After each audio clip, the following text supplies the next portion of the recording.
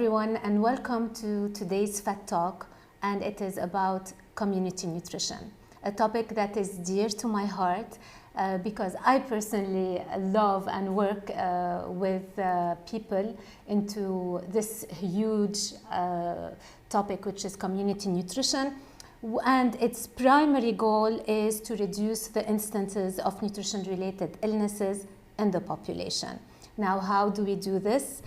This is mainly through promoting healthy eating and giving the community resources to learn about nutrients and access healthy meals. But what about community nutrition amidst crises, such as the ones we are facing recently? How can we build healthier and more resilient communities? So I'm happy to welcome today with me my guest, Dr. Lamis Jum'a, Assistant Professor of Community Nutrition at the Faculty of Agricultural and Food Sciences. Hi, Lamis. And Hi. Thank you for being with me today. So, community nutrition, a topic dear to both of us. Yes. What can we say about community nutrition now in our actual situation in Lebanon, of course, and the region? Yeah.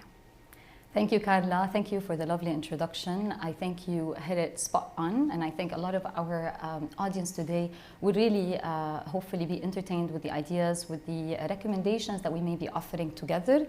Also, I'm happy to be presenting the Nutrition and Food Sciences Department as part of the FED Talk, which is part of the FAFS series.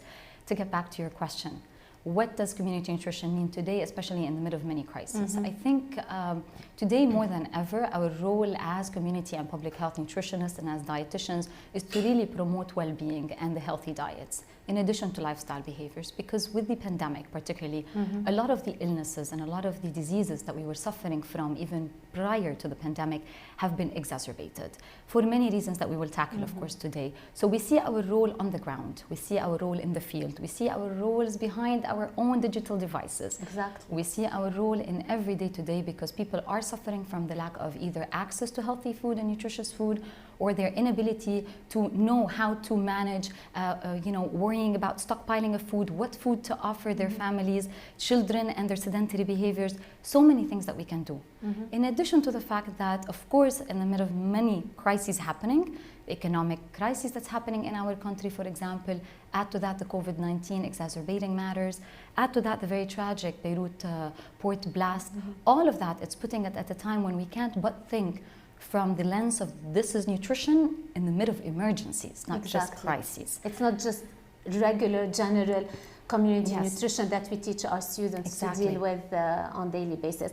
Let's talk a bit about the relation of community nutrition under the bigger umbrella of the Sustainable Development Goals. So how can we relate community nutrition to some of the SDGs? Thank you.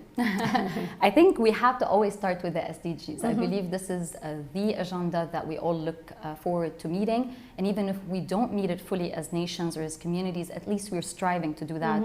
And we're coming close to revising it actually in 2021 to be looking at how are we doing in terms of our progress. Nutrition is lucky in the sense that it's a cross-cutting theme. You don't see it in one place per se, but we definitely see it in a couple of goals. Several. So we all know about maybe the zero hunger, which is where we think about food and nutrition should be. And it definitely has its stand there, because there's where we talk about ending hunger, extreme malnutrition, or the undernourishment as we know it. This is where we talk about food insecurity, and the eradication of extreme poverty comes, of course, hand in hand with the zero hunger. Here is where we talk about sustainable agriculture. So when people think about food and nutrition and malnutrition, clearly this is a goal that hits home. Okay. But we also cannot, and that's kind of in your introduction, number 3, which is the good health and well-being. Nutrition is very much a key factor, and it could be either a risk factor, a pillar. It could be either a risk factor or a protective factor from the non-communicable diseases, be it diabetes, hypertension, cardiovascular diseases, overweight and obesity, the diseases of our generation and unfortunately our kids' generations. And this is where we talk about maternal health and we talk about all of that. Of course, I cannot talk about nutrition without thinking about number 12. Number 12 is the responsible consumption and production. Yeli, if I were to think about it in today's world with the pandemic, I think really also this is very important because this is where we're talking about our sustainable consumption. What choices we make. Did we overstock certain foods beyond their expiry dates? Did we freak out and go? And this is globally. I'm not just talking Lebanon. Lebanon, we actually didn't have the luxury in many homes to do that, to be frank. Stockpiling was not an option, but globally it was. And the production, which is we cannot think about food the way we classically used to think about it, even as nutritionists, and we always talk about that. We need to think about sustainability. We can't just talk about health and diet and how food relates to that. We have to go back and think about where food comes and how sustainable, if you want, that the agricultural practices, the food production, all of the good stuff. And of course, I can't not say, but when we think about food security, I can't not mention that there are so many goals interrelated. I can't skip, for example, climate change and the importance of having an action and a really strong global stand on that matter, because without that, you can't have number 12, you can't have number 1 or 2. I can't not think, and I feel like this is what I tell my students all the time, so apologies if I'm elaborating on that, but I don't see that, for example, without inequity going away. Inequity is also very important in goal number 10. That affects women. Gender, exactly. Gender dimensions. So we can go on and on. People from the wash, the clean water and sanitation sector are going to say, Lamis, you forgot goal number 6, which is very important because if you eat the food, you can't utilize it if you don't have good sanitation and potable water and whatnot. So it's hard for us to think as nutritionists, we have to be binding to one goal. I think we have a role in many, which is really good for our students currently and those who are interested in this field. You can have a say and you can make a lot of changes. In many programs and many projects, and that's the point of our talk today, to see how we can explore our role as community nutritionists in different aspects. Now let's move on to the Mediterranean region. Sure. I know we have a lot to dwell on, and specifically, if you may, Lamis, let's talk about the challenges we're facing in the Mediterranean region, in our Arab countries, and of course we would look at some solutions. I know there are some challenges that cannot be solved pretty soon. Yeah. So.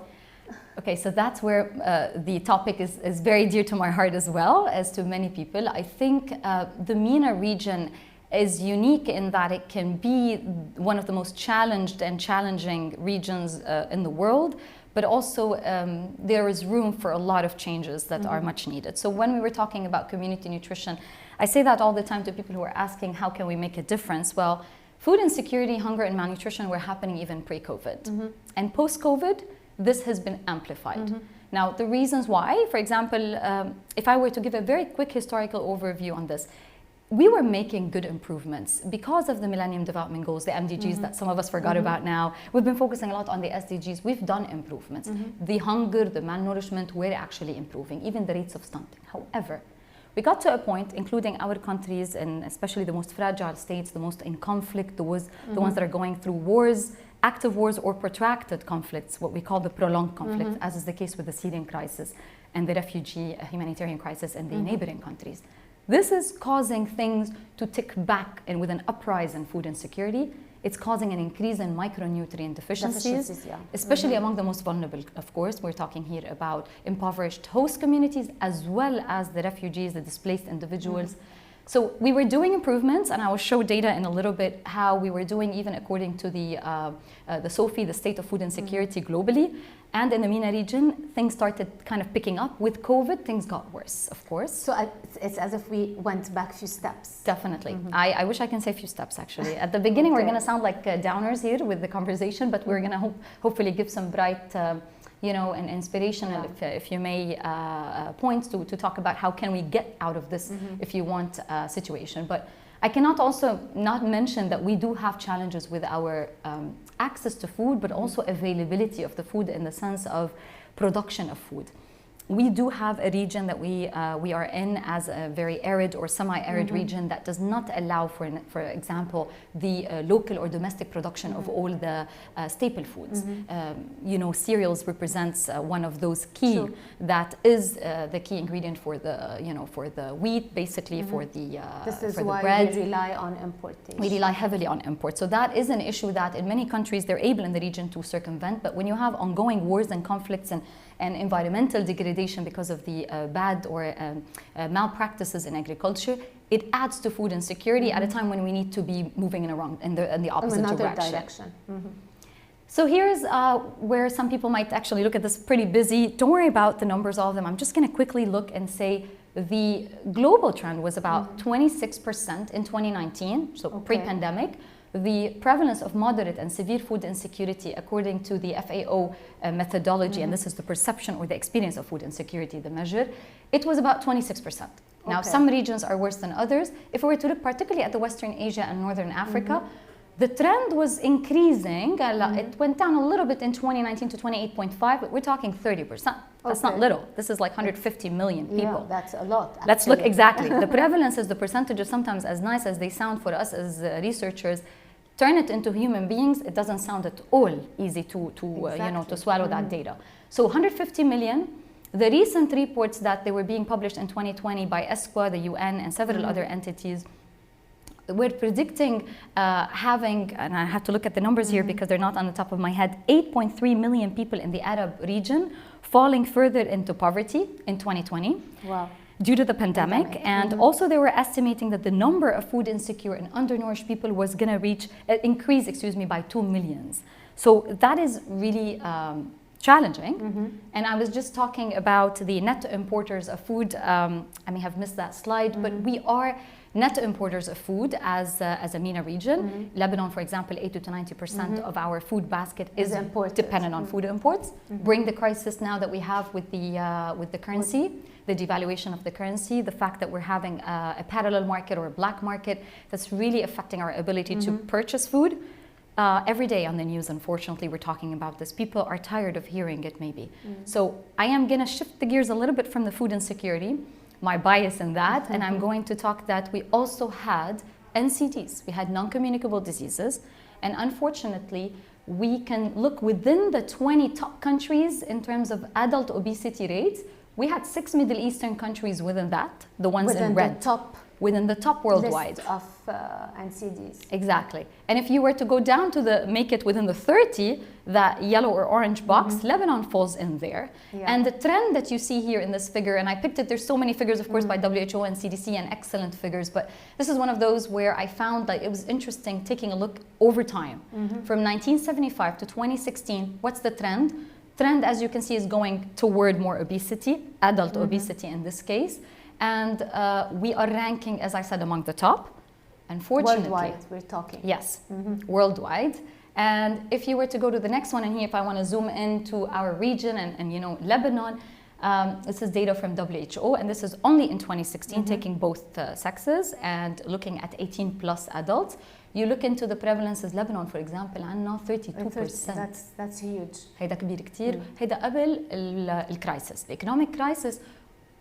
We think, of course, we don't have the data yet. Hopefully, we will be able to do that in the coming few years, if not now, to look into the prevalence of obesity and NCDs. And my concern is that the movement is going more towards, like many of our concerns, the energy dense, the low in nutrient foods that will only propagate the obesity issue. Crisis. Because, of course, when we were talking a few years back about the nutrition transition and how it affected us in terms of increase in obesity rates because of the shift to less nutritious foods and higher energy foods, which is a bit our case now because of the financial crisis and the pandemic. Now, I know we do have something around the MENA and studies around the effect of the pandemic on our situation, and it doesn't look good either. No, it doesn't. And if I may just quickly go through this also pre-pandemic, and then I'll jump into the question that you raised, which is an excellent question, Carla. So how are we doing? So obesity is one clear indicator that we were not doing well even pre-pandemic and pre the current crisis, if I may say. With the Eastern Mediterranean region, which is the indigo blue chart, as we can see here, we were among the top worldwide in terms of the age-standardized NCD death rates. نسبة الوفيات من non-communicable diseases مجموعين سوا. So combined all together. Yes, we were about 650 per 100,000.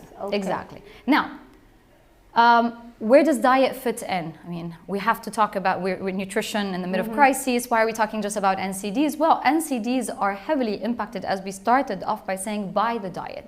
And if you just look at the list, and this is based on the known global burden of disease study, if anybody is interested, I can definitely share the full link. Apologies for not putting that full reference for it. But what you see here is that a lot of the factors contributing to our top NCDs, be it ischemic heart disease, or be it the hypertension or hypertensive heart diseases, and the other ones, you see that the BMI comes in, the body mass index, المؤشر تبع السمنة أو حتى the fat, high total cholesterol, high systolic blood pressure. Then we talk about food groups and the low consumption. Low consumption of whole grains, low consumption of fruits and vegetables. You're going to ask me, what about now? That's pre-pandemic, right? Post-pandemic, our consumption of fruits and vegetables have declined. According to the studies that were published, MENA region and in Lebanon, there's some studies coming out now, because we unfortunately had a very tough year. We weren't handling a pandemic alone. I always say we weren't shielding ourselves from what the world was shielding itself, which is by itself the biggest burden we've seen in 100 years, right? If not more. We were shielding ourselves from a matter of survival. We were trying to live the day-to-day life. So fruits and vegetables was a luxury for many people, even today. If you go down to the supermarket, I would today say it's very hard. now it's becoming even worse. Even worse. When we talk about whole grains consumption, this is more expensive than the healthy food alternatives. There's a way to get out of it. There's a way to provide these in more, if I want to say, attractive costs. But that's not what's happening now. So my concern, post-pandemic, and this is what brings me to the study that was done by Sheikh Ital from the University of Sharjah, and yourself were as a co-author on the study. It took 18 countries from the MENA region, and they looked at how was the dietary changes that happened. Exactly. What you expect at the beginning, people were not consuming sufficiently fruits and vegetables because you had to stockpile on food, so you can't stockpile on fruits and vegetables. You cannot buy They're perishable, so you're going to buy them and they're going to go away. So they stockpiled on things that they can put in their food pantry. This is one. 2, sedentary behaviors were increasing, of course, and they were associated with excessive weight gain. Add to that mental health issues that we're all suffering from because of the pandemic, the social, restrictions that we had to, the movement restrictions, so forth. And you have the inadequate food that you're starting to consume at home because of the additional sedentary behaviors, sitting in front of the TV, all that good stuff. So that was associated with excessive weight gain in that study.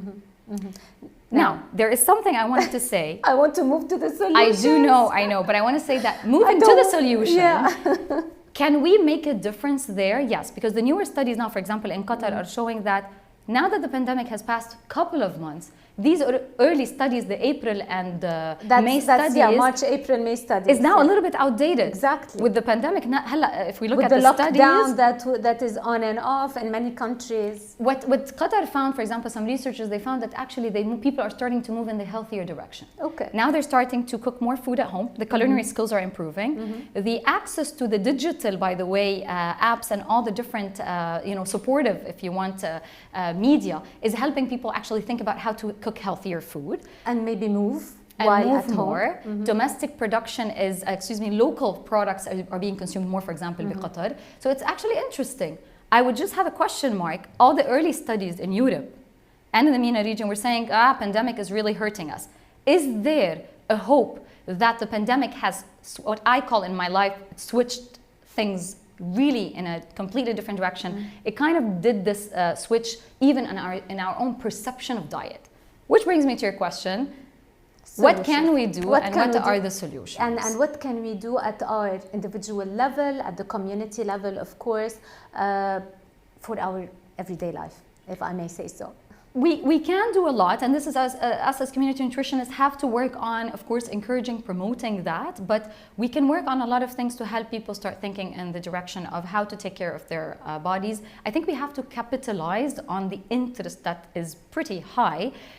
People are concerned about the pandemic, they're concerned about their immunity, how to boost their immunity. Food is key to that. How can we eat healthier diet? There's no pill. Let's be clear. There's no one pill. There's no one magic, food or superfood. There's healthy foods, dietary patterns that are healthy, lifestyles that are good. So we can promote هيدا على المستوى الشخصي at the individual level. But that's not enough, because I can teach for as long as I want, but every model, every framework, theoretical and practical, tells me if I tell individuals to do changes and the cost of it is too high, every cost, the social cost, the actual, financial cost, then that's going to be a huge barrier. How do you overcome that? You overcome it by community projects or community initiatives. Actions. Community actions that I think our nation, I would say very proud as a Lebanese to say in the mid of the multiple crises, bringing back the idea of the title here, we were building everything based on community initiatives. So nutrition and emergency, be it the IYCF, the infant young child feeding practices, how to ensure breastfeeding continues, how to ensure in the mid of the crisis people are not depending on infant formula. That's number one. A lot of promotion on adequate complementary feeding was happening. What do we do in terms of the school shutdown? Schools closed. What can we do? Community/governmental initiatives. Here I want to acknowledge the work that the WFP was doing with the Ministry of Education to ensure that they can, for example, distribute the food and the healthy snacks that were being offered in schools. In school, to offer it to the schools, but directly to the families through door to door. Exactly. So they've done this kind of way of circumventing the barriers. That's an example. I know you're doing something with Ajyal Salima, with the department, with education. To digitize, which is digitize the material that we used to give at school, and now we're moving it to online platforms. Of course, we don't like it a lot, but sometimes you have to use technology for your own I think we need to think like that, and I think we need to embrace it. And as nutrition educators, we both agree that we can use there is a generation that might actually be completely different than our own perception. They might capture, absorb the information through this complementarity of face-to-face / the blended learning of doing those online digital approaches. I think we are, so these are where I call like the beacon of hope. You have those school-based initiatives, you have community-based initiatives. يعني بلبنان, I think I'm going to have to skip some slides here. Yes. Just to show you. These were the import dependency data that I'm going to skip. I just wanted to show in Lebanon how things were not good in terms of food prices. So this was still within the food prices, if you want challenge. There was some data that I wanted to share. Even the WFP and the World Bank did reports. This is from WFP. They were asking how many people were worrying about having enough food. You can see that about 50% of the Lebanese were worrying, 60%, 63% from the Palestinian community, and 75% from the Syrian community. Experiencing food insecurity or worrying about it. And there's also questions that were asked about whether they stockpiled food. Well, guess what? We just said that. There's no stockpiling because there's not enough money to stockpile. Exactly. So moving forward fast through this, I do want to allude to something, myself, because I just simply had an article fully about that for those who are interested in the food insecurity and the mapping of the problem, or a quick snapshot. We had an article last week as part of the AUB at work, but I also want to highlight the portal that the food security program that I am part of. A big shout out to all my colleagues, Rachel, Ban, Rami Zri, Abed, and all of them. They're working on a regular basis on the Lebanon Food Security Portal. So people who are interested, particularly in the Lebanon situation. Research and community-based initiatives. This is where I get to your question: how can we make differences? Exactly, and what are we doing actually at FAFS in terms of research and programs? I think we're doing a lot that I'm very happy we are being able to highlight throughout this series. Today, I'm not going to be able to cover everyone's, of course, work, but I will highlight some of the work that we're doing. And as a researcher, I have to start with my research with collaborators that I'm happy to highlight here. But I'm also going to shift gears fast into the community-based initiatives we're doing with our students. Okay. So studies that we have been doing, and they've been interrupted, unfortunately, due to the ongoing crises, we're trying to evaluate the impact of the COVID-19, even before the recent blast on the trends and projections of food insecurity in Lebanon. We were using, we still are in the process of publishing it, hopefully submission and publication, to look at trends over the years using the Gallup World Poll data. Okay. So that's study one. Study number two is with Drs. أبيض, محمد أبيض and علي شلق, كمان colleagues معنا بالFAFS. فوق كمان دكتور نجا ودكتور خروبي كمان colleagues بالFAFS. Study number 2 عم نحكي عن الكوفيد مع financial crisis and how that affects not just food security, the food purchasing behaviors, the financial decisions and practices that people are doing. This is very important that we should look into in Lebanon. And last but not least, but there's more inshallah in the planning that many of us are thinking and considering. This one is looking at the landscape of emergency food assistance. What is the quality of the food parcels that are being distributed across the country? Is there a way we can actually interfere in the choice of those parcels, maybe make them healthier? I think from a community nutritionist point of view. My quick answer to you, probably you want that quick answer, yes. Yes. And the WFP have guidelines based on international standards. There is خليني أقولها بالعربي في نسبة الناس اللي طلعت خلال هالسنة لتقدم كل ما في شي مساعدات, the food assistance that they offered is very heartwarming. And I have to commend that. But comes with it is that the food parcels have to be studied, and there's so many personal initiatives that started and that ended, others that are ongoing. You know, they could be from different sectors. They could be from NGOs, it could be from personal initiatives. أنا وياكي بنحسبي هالحشتي from agencies, private company agencies. We have to really know what's being put in the food parcel, because if the food parcel is not healthy, then what's going to happen, like many other countries that face crises, and we have the literature out there, it will lead to obesity or micronutrient deficiencies or NCDs. فلا انه الانتباه او حتى توزيع خاطئ للانفنت فورمولا للحليب اللي هو مجفف واللي هو ما لازم مثلا تنقول ينحط, لانه نحن we have rules like that. وزاره الصحه مطلعتهم, الدوله اللبنانيه موافقه عليهم. بالتالي it's important to assess the landscape. I wouldn't say it's a full scoping, but it captures what's going on, and unfortunately we have some data that's showing us that there's a lot of room, I guess fortunately and unfortunately. FAFS is working on that with the EU to improve. Okay. So students, I can't not highlight the work of my students. We have been doing even pre-pandemic a lot of this work. This is definitely last year, so please don't excuse the lack of mass and the lack of this is not the picture. No social distancing here. This was because fall 2019. Okay. This was done in Howard Karakazian Center with elderly women talking about NCDs as well. Okay. This was done in Ibad al-Rahman, also our students from different courses, very much experiential learning with AUB MC Health and Wellness Center. نحن كثير بنشتغل مع international NGOs, مع local NGOs, مع مراكز صحية. عنا شراكة بتعقد, أنا بدي أقول كFAFS we are leading on those partnerships. Partnerships with the Action Against Hunger, partnership with International Orthodox Christian Charities, IOCC, with IMC. Many of those pictures are taken with our students, our dietetic interns. They go to the field, they do assessment, they do interventions, so we can do a lot. I want to just wrap up, if you don't mind. With the COVID, we went digital, and we also went through, for example, this is a big activity that was done, usually it's done at AUB, on the premises of AUB. We went online, a lot of engagement, it really helped. We were tackling nutrition during COVID-19. And finally, I want to say tomorrow we're going, myself and a number of my students, to work in the Karantina area, particularly in the hospital of Karantina, اللي هي currently still devastated. An area that requires a lot of our attention. This is part of خضة Beirut. A big shout out to all of those colleagues who are working on it. We are working part of a community health initiative. We're going to be doing training of trainers for community health workers on NCD prevention and how can nutrition and lifestyle behaviors make a difference. Well, I just can say يعطيكم ألف عافية لميس. And just to end this interesting talk, I know you and me can just go on forever talking about these. Just a quick message, just to end with our topic. How, with your own words, how can we build more resilient communities? The $1 million question. Yeah. I think I was grappling, and this is more of a personal sentiment here. I was grappling with the word resilient after the Beirut port blast. I was fed up, if you may, from the concept of we could be okay with coping and coping and coping. And I was concerned about whether we're starting to get used to the idea that we should be just resilient. But I can't not say that the resiliency in by itself as a concept goes beyond, and I was, like many of our Lebanese, folks are all affected emotionally and devastated by what happened, but we have to be resilient.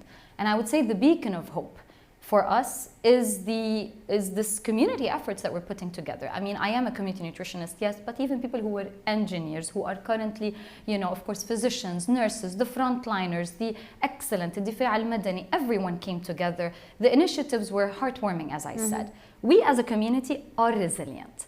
We don't need to be just more resilient. I think what I wanted to say is the governments have to become more with us, supportive and resilient, because what's going on now in our nation is not promising, because the communities have topped it in terms of resilience. We have an international community that is supportive. We have a presence of the UN that is very fortunate for us as a country to keep building our systems. We have many قطاعات إذا بدنا نقول رسمية فعالة. I don't want to underestimate anyone or their efforts, but unfortunately we don't have strategies. So communities could be resilient, strategies should be there. Otherwise we can't not just survive, we need to thrive. So a big shout out to our government is to put together a plan of action, a food security comprehensive plan, a nutrition plan, and let's get to work because we need to work. Yeah, very soon. All of us together. Thank you very much, Dr. Lamnis Jum'a, community nutritionist at FAFS. Again, well done, and I hope you'll have the strength and the courage to keep up the good work. Thank you. So thank you all for joining us today. Stay tuned to our other Fat Talks coming soon.